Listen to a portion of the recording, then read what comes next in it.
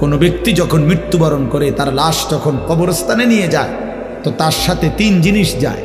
এটা আপনারা বহুত ওয়াজে শুনছেন। ফায়ারজিউ ইসনান ওয়া ইয়াবকা ওয়াহিদ, 2 জিনিস ফিরে আসে, 1 জিনিস থেকে যায়। ইয়ারজিউ আহলুহু ওয়া মালুহু ওয়া ইয়াবকা আমালুহু, তার সাথে 3 জিনিস যায়। 1 হলো তার আত্মীয় স্বজন, 2 হলো কিছু মাল সামানা, ওই যে লাশের খাট, তারপরে দেয়া আগরবাতি, উপরে একটা গিলাফ ইত্যাদি ইত্যাদি, এই সামান্য এইগুলো আর কি। আর তার আমল, তার সারা জিন্দিগির বন্দিগি, এই 3 জিনিস। ফায়ারজিউ আহলুহু ওয়া মালুহু, অতঃপর তার পরিবার এবং ওই যে লাশের খাট, এগুলো আগরবাতি ইত্যাদি ইত্যাদি, হ্যাঁ, কুড়াল, দাও, টুকরি, ওরা ইত্যাদি ইত্যাদি যা ছিল সেগুলো ফিরে চলে আসে। ওয়া ইয়াবকা আমালুহু, শুধু তার জিন্দিগির আমল থেকে যায়। আল্লাহ নবী সাল্লাল্লাহু আলাইহি সাল্লাম বলেন, ইয়াকুলু ইবনু আদামা মালি ওয়া মালি। দেখেন, মনোযোগ দিয়ে শুনেন, আমি দেরি করুম না, অল্প সময়ই শেষ করব ইনশাআল্লাহ।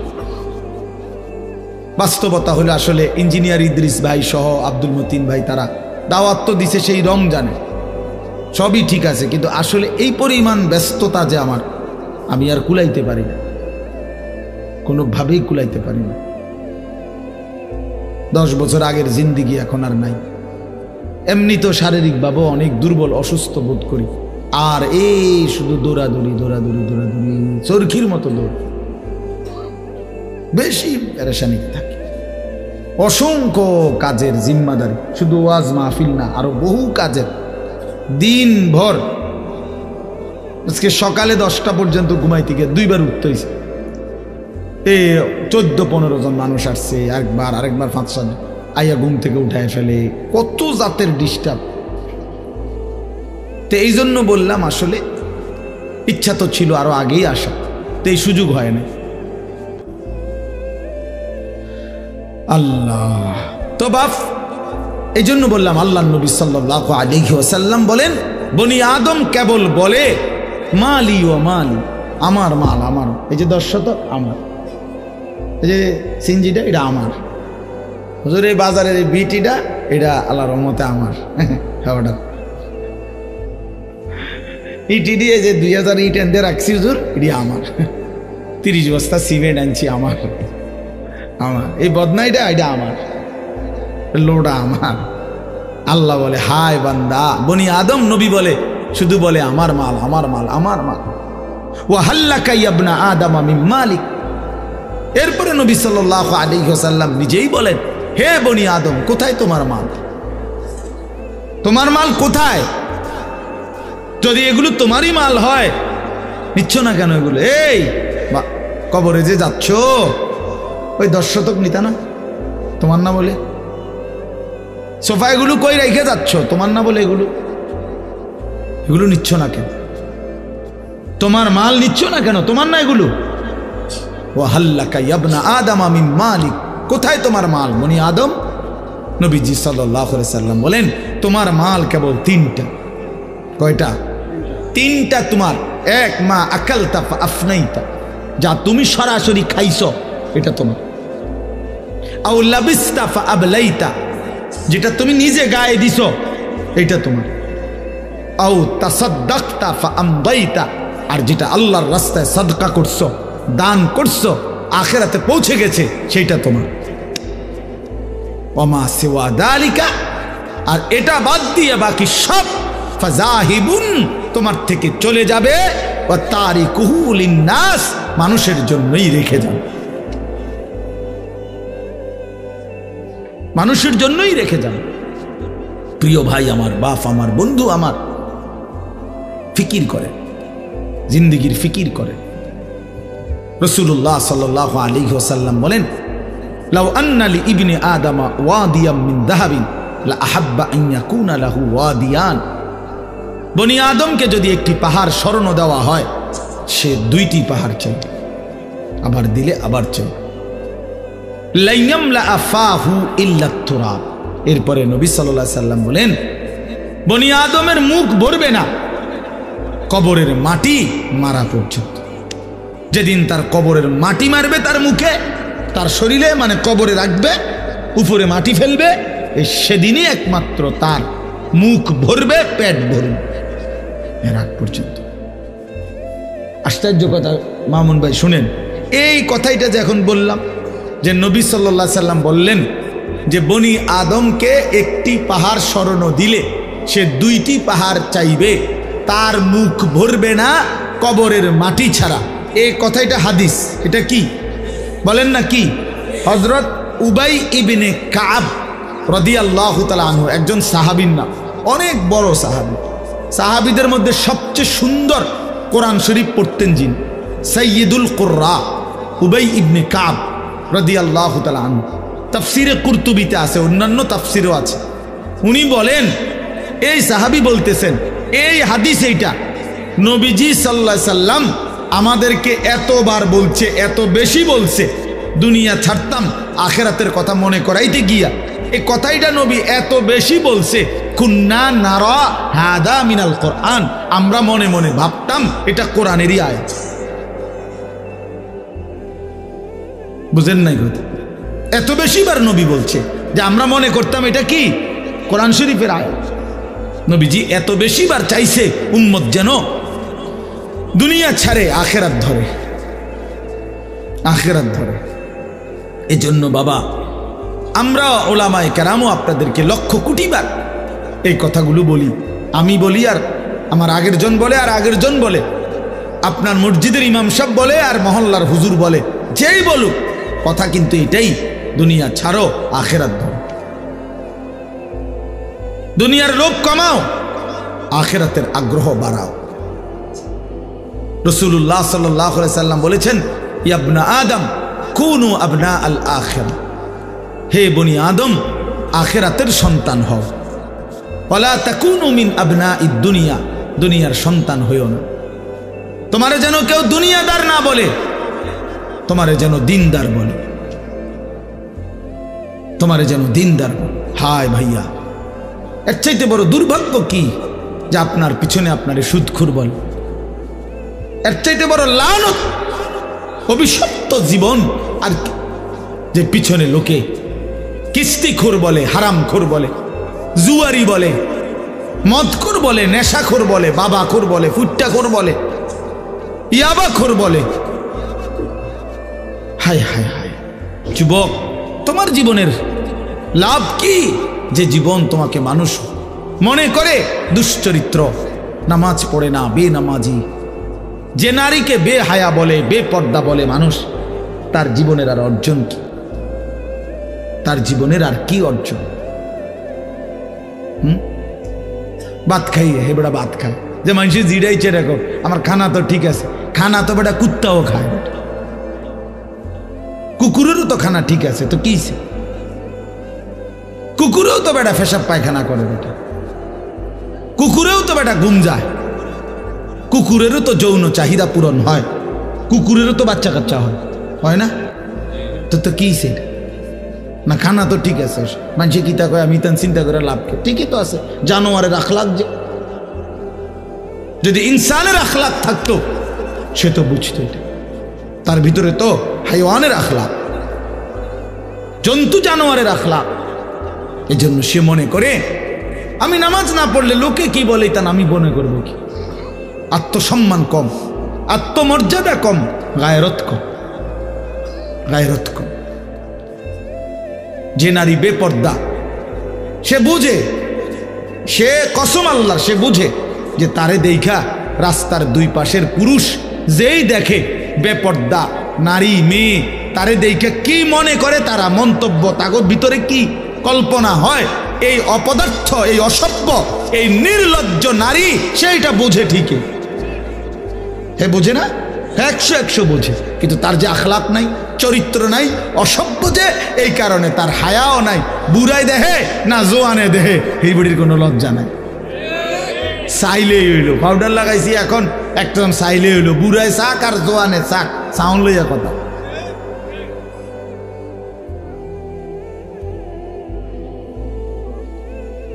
হ্যাঁ হ্যাঁ, এজন্য আল্লাহ নবী সাল্লাল্লাহু আলাইহি সাল্লাম বলছেন, ইযা লাম তাস্তাহি ফাসনা মা শি'তা, যখন লজ্জা থাকে না যা ইচ্ছা তাই কর, শরম থাকে না যা।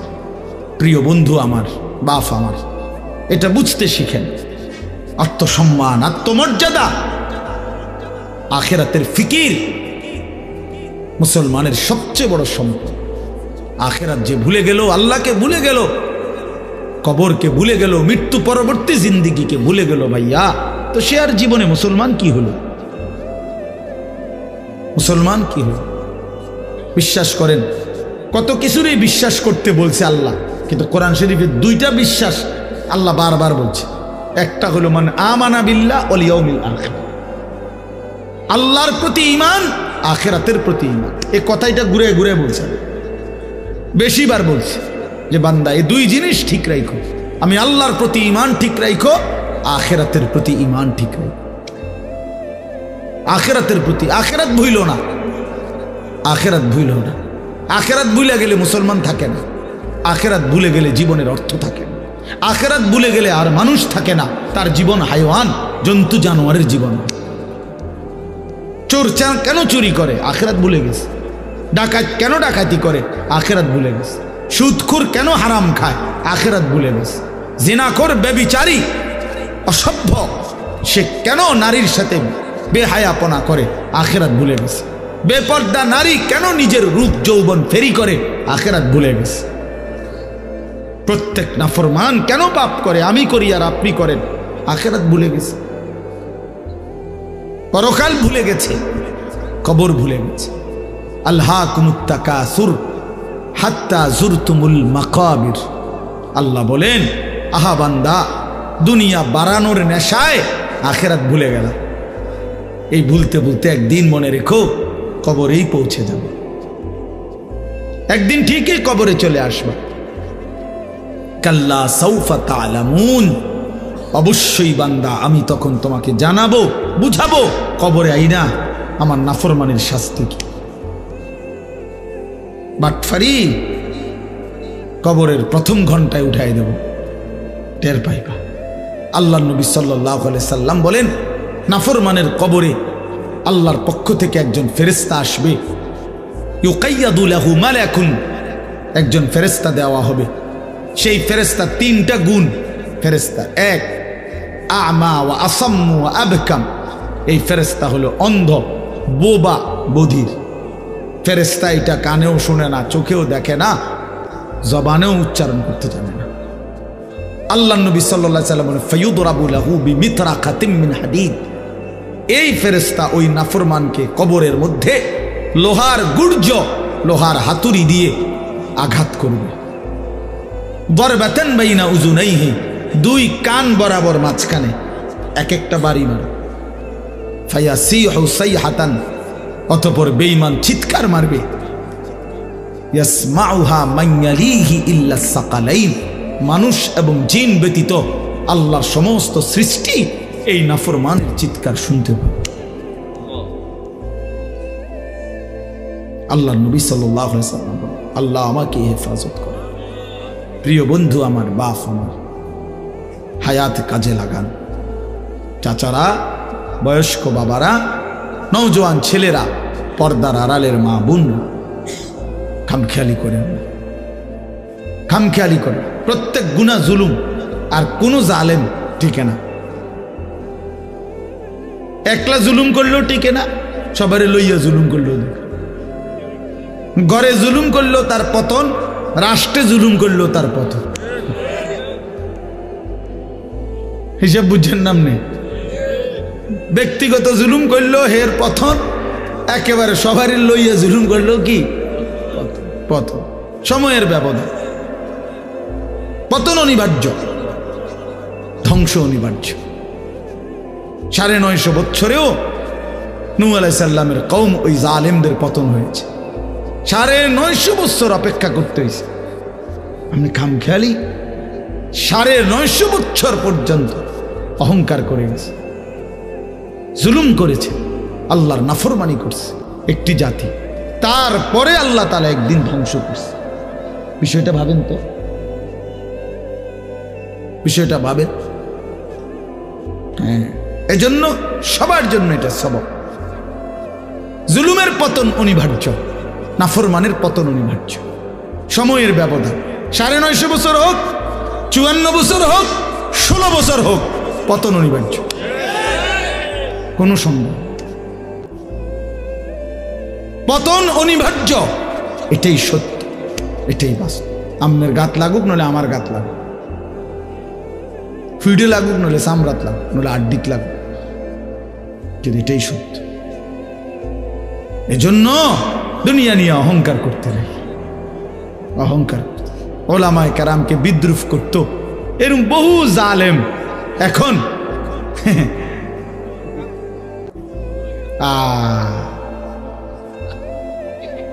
বিদ্রুপ। আমাদের হাটহাজারী হুজুর রহমতুল্লাহ আলাইহ ওনারে কত বিদ্রুপ করছে, তেঁতুল হুজুর কইয়া কই, এখন হ্যাবটা তেঁতুল খায়, পানি দিয়ে ভিজাইয়া খায়। কথা বোঝেন নাই? হ্যাঁ, প্রেশার কমে গেছে, ঠিক কইছেন, ফিডার লগে প্রেশার কমে গেছে দৌড়ের লগে। এই জন্য এটা ঠিক না, আমার জন্যও না, আপনার জন্য না, এলাকাতেও না, রাষ্ট্রেও না, রাষ্ট্রে। আল্লাহ তাআলা এটা বলছেন, জুলুমের পতন নিশ্চিত, জালেম টিকে না। আর জুলুম মানেই পাপ, প্রতিটা গুনাহ জুলুম। আমি করলেও আমার বরবাদ, আপনি করলে আপনি বরবাদ। এজন্য বাপ নাফরমানি ছেড়ে দেওয়া উচিত, নাফরমানি ছেড়ে দেওয়া উচিত, নাফরমানি ছেড়ে দেওয়া উচিত। ওয়াদারু যাহিরাল ইসমি ওয়া বাতিনা, আল্লাহ বলছে বান্দা প্রকাশ্য গুনাহ ছেড়ে দাও, গোপন গুনাহ ছেড়ে দাও। ওয়ালা তাকরাবুল ফাওয়াহিশা মা যাহারা বিনহা ওয়া মা বাতান, আল্লাহ বলছে বান্দা প্রকাশ্যে গোপনে কোনোভাবেই কোনো অশ্লীলতা, অসভ্যতা, নোংরামি, বেহায়াপনার দিকে যেও না। যুবক ছেলে, তোমরা রাত গভীরে অন্ধকারে নারীর ছবি দেখো না, মোবাইলের অশ্লীল দৃশ্য দেখো না। কেউ দেখে না, না বন্ধু, আল্লাহ দেখে। কেউ শুনে না, না দোস্ত, আল্লাহ শুনে। আলা ইয়ালামু মান খালাক, আল্লাহ বলে বান্দা কি ভাবলা, যিনি সৃষ্টি করেন, যিনি সৃষ্টি করেছেন তিনি জানবেন না তার সৃষ্টির ব্যাপারে? এটা কি হয়? কথা বলেন না। যিনি সৃষ্টি করেছেন তিনি জানবে না তার সৃষ্টি কি করছে? এটা কোরআন শরীফের আয়াত। হুয়াল লতীফুল খবীর, তিনি সূক্ষ্ম থেকে সূক্ষ্ম বিষয় জানেন, তিনি সবার খবর একসাথে রাখেন। কেমনে ভাবলা বান্দা? ওয়া আসিররু কাওলাকুম আবিজহারু বি ইন্নাহু আলিমুম বিযাতিস সুদূর, আল্লাহ বলে আস্তে বললেও আমি শুনি জানি, জোরে বললেও জানি, অন্তরে লুকায়া রাখলেও আমি জানি। হাসরের ময়দানে আমি আল্লাহ অন্তরের report, x-ray report, ultra report, কলিজার, এটাও দেখাও। নারী দেখে, ছবি দেখা, উলঙ্গ দৃশ্য দেখা, হারাম দুনিয়া দেখা তোমার দিলে কি কি মনে চাইছিল, এইটা তোমার দিলের রিপোর্ট। আফালা ইয়ালামু ইদা বুসিরা মা ফিল কুবুর ওয়া হুসিলা মা ফিস সুদূর, আল্লাহ বলে কবর থেকে যেদিন হাসরের ময়দানে উঠাবো বান্দা, সেদিন দিলের রিপোর্টও আমি আল্লাহ শুনাবো। ওয়া হুসিলা মা ফিস সুদূর, অন্তরের প্রতিটা কল্পনা জল্পনা আমি শোনায় দেব। যুবক কি ভাবছিলা বেডি দেখা? বুড়া মিয়া কি ভাবছিলেন শেষ বয়সে টেলিভিশন চাইয়া? হ্যাঁ, যদি বলেন কিচ্ছু ভাবছি না, তো কীর্তেন চাইছেন? বেডি চান কীর্তেন? আপনি বুড়ো হইয়া গেছেন, আপনি আপনার অসভ্যতা এখনো যায় না কেন? কথা বলেন না কেন? 60 বছরও লজ্জা হয় নাই? 60 বছরও নারী দেখার বদভ্যাস যায় নাই? 60 বছরও টেলিভিশনে নাচ গান নর্তকীর অভ্যাস দেখার বদভ্যাস এখনো ছুটে নাই? কত বড় শক্ত নাফরমান, নিকৃষ্ট নাফরমান। এত বছরও তো গুনাহ ছেড়ে দেওয়ার কথা। হ্যাঁ, তো মনে রাখবেন মিয়া, 60 বছর এখনো গালি দেয়, মা কি ডাকায়? 60 বছর এখনো আক করলে গাইল্লা, কি পরিমাণ অসভ্য লোক। 60 বছরে এখনো কিস্তি লয়, এখনো সুদ খায়, এখনো কাঁচা মিশা কথা কয়। কি ঘটনা কি বলেন? ইনসাফ হইল এটা? আজও কি ছেড়ে দেওয়ার সময় হয় নাই? কবরের কথা আজও মনে পড়ে নাই? 60 বছর বয়সে বিড়ি সিগারেট কেমনে খান? 50 বছর বয়সে এত লম্বা হায়াত বিড়ি সিগারেট কেমনে খায়? বিড়ি সিগারেট তো জাহান্নামীদের খাবার। হ্যাঁ হ্যাঁ, জানেন এটা? বোঝেন নাই? না না, আমি বুঝেই কই, হুদও ঠিক কই। কোরআন শরীফে আছে, একেবারে স্পষ্ট কোরআন শরীফে আছে জাহান্নামীদের খাবার যেটা, এটার বৈশিষ্ট্য কি? আল্লাহ বলছে লা ইউসমিনু ওয়ালা ইউগনি মিন জু। আল্লাহ বলছে জাহান্নামীদেরকে যেটা খাইতে দেওয়া হবে সেটার মধ্যে কোনো পুষ্টিও নাই, সেটার মধ্যে ক্ষুধাও নিবারণ নাই। বোঝেন নাই কথা? যে এই খাবারে পুষ্টি নাই, পুষ্টি বোঝেন তো, শরীরের পুষ্টি এটাও নাই, আবার কি নাই? ক্ষুধাও কি হয় না, ওয়ালা ইউগনি মিন জু, ক্ষুধাও দূর হয় না। এইটা জাহান্নামীদের খাবার, সরাসরি কোরআন।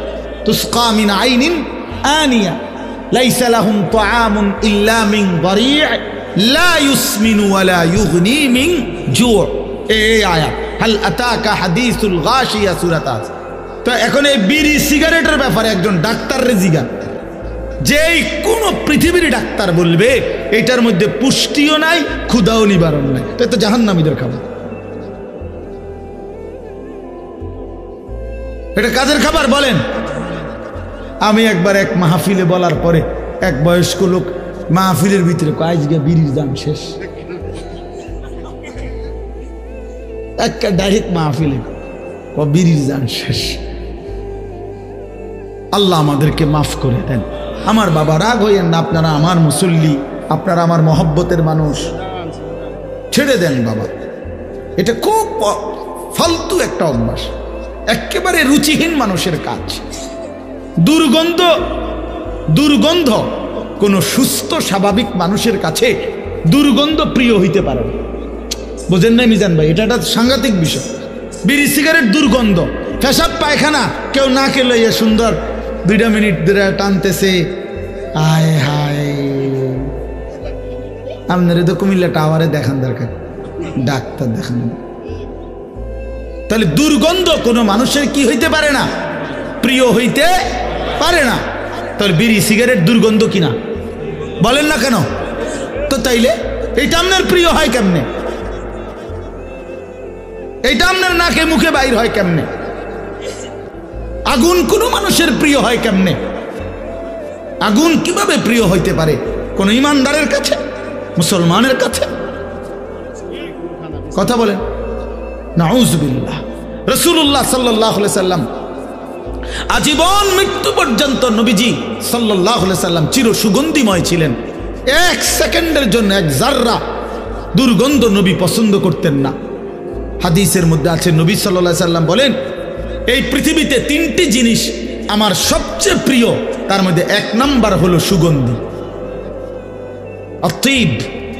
2 নাম্বার আমার স্ত্রীরা, আমার বিবিরা আমার প্রিয়। 3 নাম্বার নামাজ। নামাজ। তাহলে 1 নাম্বার কি? আতর, সুগন্ধি।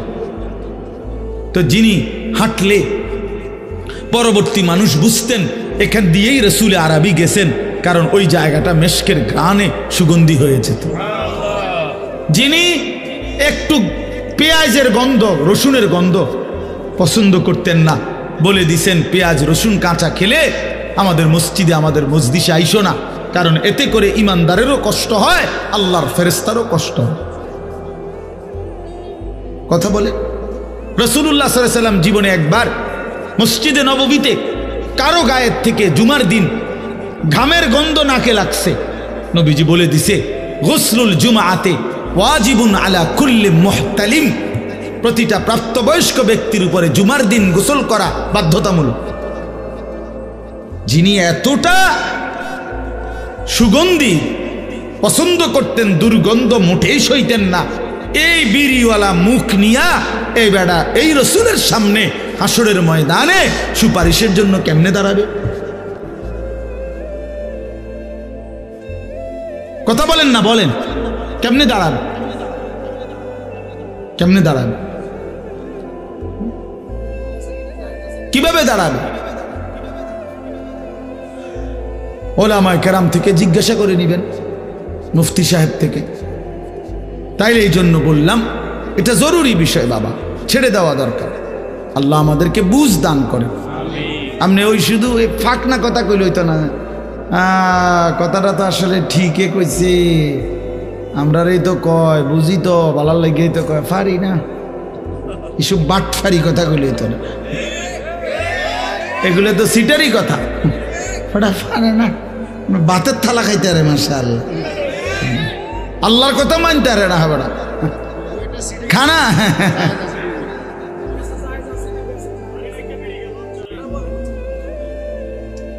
কোন মুফতি সাহেব থেকে জেনে নেবেন। এই জন্য বললাম মুফতি সাহেব থেকে জেনে নিতে হবে। এই জন্য বলেন আমরা এটা বুঝাইতে চাইলাম বাবা। আমার শুধু একটা উদ্দেশ্য না, আমি কোনো বিড়ি সিগারেট বুঝাইতে বসি নাই, বসছি যে প্রসঙ্গ করে বললাম গুনাহ ছেড়ে দেন, আল্লাহর নাফরমানি ছেড়ে দেন, নিজের আখলাক নিজের জিন্দেগি সুন্দর করা চাই। এটা এমনি এখন একটু পছন্দ না হলেও এটাই সত্য, এটা ইনসাফ, এটা উচিত। আজকে হয়তো আমি শক্ত করে বললাম, কিন্তু একদিন মনে পড়বে হায় মোল্লার কথা যদি শুনতাম, এই মোল্লার ওয়াকালু লাউ কুন্না নাসমাউ আও নাকিলু মা কুন্না ফি আসহাবিস সাঈদ। জাহান্নামী বান্দা বলবে হায় ফেরেশতা, সেদিন দুনিয়াতে যদি আমি একটু শুনতাম বা বুঝতাম তাহলে তো আজ আমি জাহান্নামী হতাম না। আমাদের এক ব্যক্তি আমার কাছে খুব ঘনিষ্ঠভাবে খুব সুন্দর একটা কথা বলছে, হুজুর, যে ব্যক্তি নিয়মিত বিড়ি সিগারেট খায় আর তার বিবি জন্য কোনো মহিলার জন্য জীবনের সবচেয়ে বড় অভিশাপ এই বিড়ি খাওয়াইনা জামাই। এই বেচারি মজলুম, এই বেচারি নির্যাতিত, জীবনে বছরের পর বছর এই দুর্গন্ধ সহ্য করে যাইতেছে। মানবাধিকার এই দুর্গন্ধ নিয়ে বেচারি জীবন পার করতেছে। নাউজুবিল্লাহ, নাউজুবিল্লাহ। আল্লাহ তাআলা আমাদেরকে লজ্জা শরম হায়া দান করেন আমার বাপ। তাহলে আমাদের জীবনের মূল ডিউটি এটা মনে রাখবেন। একজন মুসলমানের কাছে আল্লাহর প্রথম চাওয়া গুনাহবর্জন, এটা হলো 1 নাম্বার।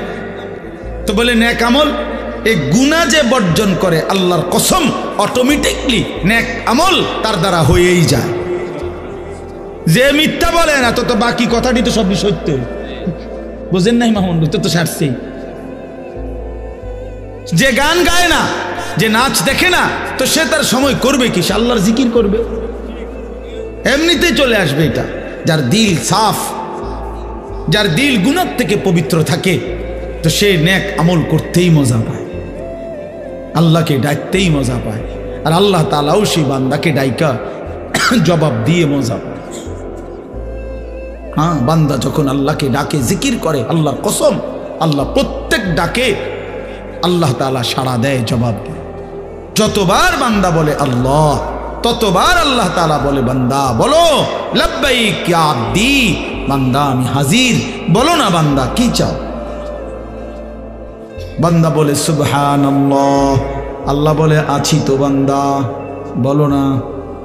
সে আবার বলে সুবহানাল্লাহ, সুবহানাল্লাহ, আলহামদুলিল্লাহ, আল্লাহু আকবার, লা ইলাহা ইল্লাল্লাহ, সাল্লাল্লাহু আলাইহি ওয়াসাল্লাম, আস্তাগফিরুল্লাহ, আস্তাগফিরুল্লাহ। এভাবে বান্দা আল্লাহর জিকির করতে থাকে, আল্লাহকে ডাকতে থাকে, আল্লাহও ডাকতে থাকে। বলে বান্দা বলো না কি চাচ্ছ বান্দা।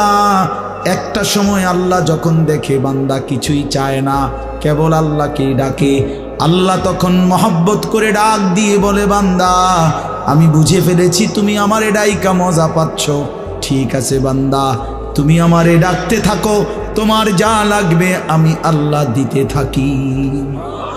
আমি তো জানি তোমার বিবি যে অসুস্থ, এটা তো আমি জানি, তোমার ছেলের বউ যে গর্ভবতী, এটা তো আমি জানি, তোমার ছেলেটা যে বিদেশে কষ্টে আছে, এটা তো আমি জানি, তুমি আমারে বলবা কি? আমি তো তোমার রাতও জানি, দিনও জানি, আমি তোমার সুখের খবরও জানি, দুঃখের খবরও জানি, আমি তোমার কষ্টটাও জানি, হাসিটাও জানি, আমি তো সব জানি। সুখ তো আমিই দিছি, কষ্ট মুসিবত পেরেশানি তো আমিই দিছি, ঠিক না? তো আমি তো জানি বান্দা, ঠিক আছে তুমি আমার ডাকতে থাকো, আমি তোমার মুসিবত দূর করতে থাকি। এজন্য এটা জরুরি বাপ, আল্লাহকে ডাকা, আল্লাহকে ডাকা, গুনাহ থেকে বর্জন করা। আল্লাহ আমাদেরকে তৌফিক দান করেন। জিন্দগিটা যদি সুন্দর করেন, ইবাদত আমলে সাজিয়ে তোলেন, বহুতই লাভবান হবে, নেককার হিসাবে গণ্য হবেন, আর আল্লাহ তাআলার চির নিয়ামতে ভরা জান্নাত বসবাস করবেন। এই এবার শুনেন, 5টা আয়াত মাত্র পড়ছি, এবার এই তর্জমা বললে আমার কথা শেষ। 5টা আয়াতের তর্জমা শুনেন। আল্লাহ তাআলা বলেন, ইন্নাল আবরারা লাফি নাঈম। আল্লাহ তাআলা বলেন, আমার নেককার বান্দাগণ, আমার সৎকর্মপরায়ণ ঈমান আমলওয়ালা বান্দাগণ লাফি নাঈম, নেয়ামতে নেয়ামতে ভরা জান্নাতেই বসবাস করে। নেয়ামত, আল্লাহ ডাইরেক্ট বলছে জান্নাত, এটা নাঈম, নেয়ামতেরই যায়। যদি বলি আল্লাহ কয়টা নেয়ামত দিবেন, কয়টা দিবেন, তা আল্লাহ কোরআনে বলছে, ইজা রাআইতা সাম্মা রাআইতা নাঈমান ওয়া মুলকান কাবীরা। আমার এটা কইতেই পারলাম, ইজা রাআইতা সাম্মা রাআইতা নাঈমান ওয়া মুলকান কাবীরা। আল্লাহ বলে আমার জান্নাতি বান্দা জান্নাতে ঢুকবে আর তার নেয়ামতে ভরা জান্নাত দেখবে, আবার ঘুরে ঘুরে দেখবে, আবার দেখবে, আবার দেখবে, চোখ ফিরায়া ফিরায়া দেখবে, দেখে দেখে সে টের পাবে তারে নেয়ামতে নেয়ামতে ভরা এক বিশাল সাম্রাজ্য আল্লাহ দান করেছে। নাঈমান ওয়া মুলকান কাবীরা, এক বিশাল রাজত্ব। কদ্দুর লইয়া 10 হাত বাই 10 হাত, 40 শতক। কাশীনগর ইউনিয়নে নেই মনে করছেন? না, 10টা দুনিয়া বরাবর সবচেয়ে ছোট জান্নাত, নিয়ামতে ভরা, পুরাটা কোটি কোটি নাজ ও নিয়ামতে ভরা। আলাল আরাইকি ইয়ানজুরুন। এবার আল্লাহ বলেন, আমার জান্নাতি বান্দা জান্নাতের সিংহাসনে বসে দেখতে থাকবে। কি করবে বলেন না কেন? দেখতে থাকবে। এখন প্রশ্ন হলো কি দেখবে? 3 জিনিস দেখবে। কয় জিনিস? 1 নাম্বার, তাকে আল্লাহ তাআলা যে বিশাল রাজত্বের নেয়ামতে ভরা জান্নাত দিছেন, জান্নাতের সিংহাসনে বসে সে তার পুরা নেয়ামতে ভরা জান্নাতের এই রাজত্ব এক নজরে একসাথে দেখবে, পুরাটা পুরাটা। আর কেমনে? তাহলে এটা মনে ছোট, 2টা রুম আর একটা বাড়ি, নাহলে একসাথে দেখবো কেমনে এত বড়? 10টা দুনিয়া বরাবর জান্নাত এক নজরে দেখবে কেমনে এত বড়টা? তা আমিও একটা সহজ উত্তর দেই। কেমনে দেখবে জানেন?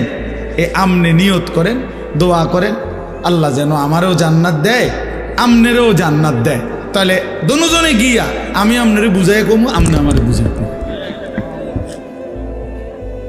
বুঝেন নাই কথাটা? নিয়ত করেন যে আল্লাহ যেন আমারও জান্নাত দেয়, আপনারও জান্নাত দেয়। তাইলে তো আমরা দুজনেই দেখব, তখনই তো আমরা বুঝবো, তখনই তো আমরা দেখব। বাকি মহান আল্লাহ যেহেতু বলছে, আল্লাহর কসম এটাই নিশ্চিত।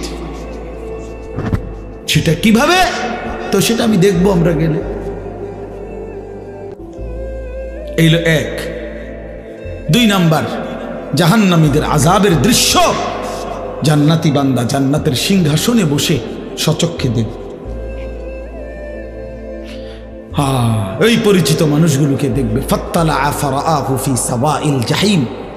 কোরআন শরীফে আছে, জান্নাতি বান্দা দুনিয়ার বহু জনের কথা মনে পড়বে তার।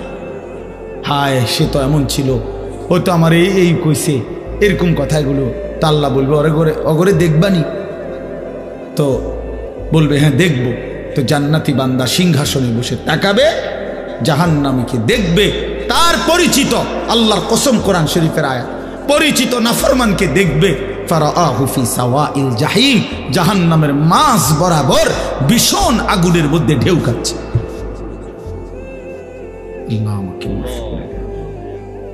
ক্বালা তাল্লাহি ইন কিত্তা লাতুরদিন। জাহান্নামী তখন লাফ দিয়ে উঠবে আর চিৎকার করে বলবে, বন্ধু তুমি তো আমারেও এমন জাহান্নামে ফেলে দিছিলা। আমি বন্ধু যদি তোমার কথা শুনতাম, সেদিন যদি নাফরমানির আড্ডায় চলে যেতাম, আজকে তো আমিও এমন জাহান্নামেই পড়ে থাকতাম।